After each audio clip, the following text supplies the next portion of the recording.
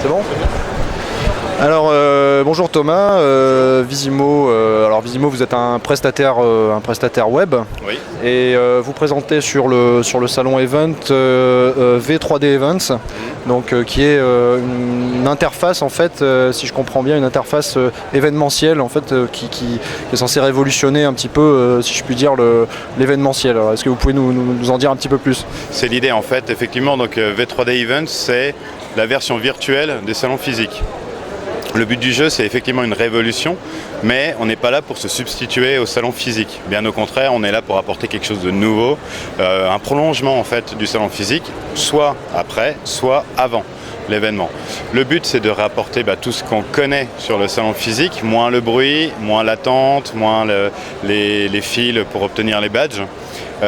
Par contre, tout en conservant tout ce qui est interactivité, c'est-à-dire tout ce qui est rencontre sur les stands avec les exposants, avec tous les principes de conférence qu'on a également en physique, on le retrouve en virtuel, avec en plus cette possibilité de poser des questions à l'orateur, éventuellement de faire des sondages d'opinion ou autres.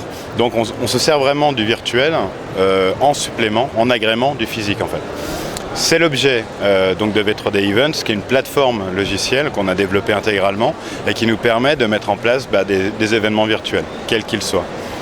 Là, on parle de salon, on parle de salon virtuel, mais ça peut très bien être également des conventions d'entreprise, des palais des congrès ou autres.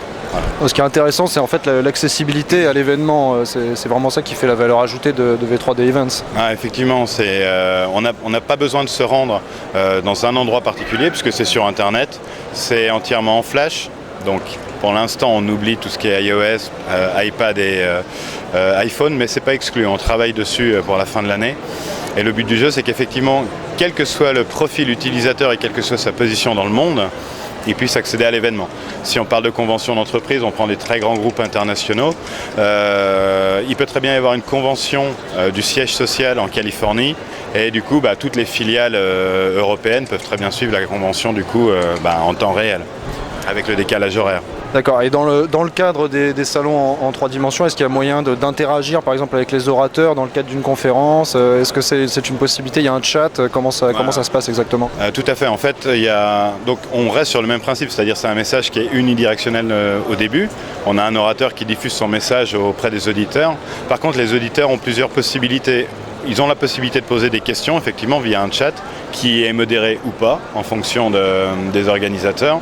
Mais également, les organisateurs ont la possibilité, en plein milieu du live, de soumettre un sondage d'opinion aux auditeurs. Si on prend le cas, par exemple, d'un reveal politique marketing pour un groupe, ils décident de changer de nom, de couleur de logo, peu importe. Rien n'empêche que le modérateur, du coup, pendant le live, crée un petit sondage d'opinion pour dire « Et vous, quelle couleur vous aimeriez pour le logo? Rouge, vert, bleu ?» Tous les participants virtuels répondent par un petit, à la limite je pourrais vous montrer après, par un petit formulaire très simple. Les réponses sont validées, une fois qu'elles sont toutes validées, elles sont acquises au niveau du système, on calcule la réponse et en temps réel s'affiche du coup le résultat. Et au niveau incentive, pour tout ce qui est participatif ou corporate, c'est très investissant pour les auditeurs du coup. Donc l'organisateur garde la mainmise totale sur l'événement. De toute façon, oui. De toute façon. Écoutez, je vous remercie d'avoir répondu à une petite question. C'est avec plaisir. Merci. Merci.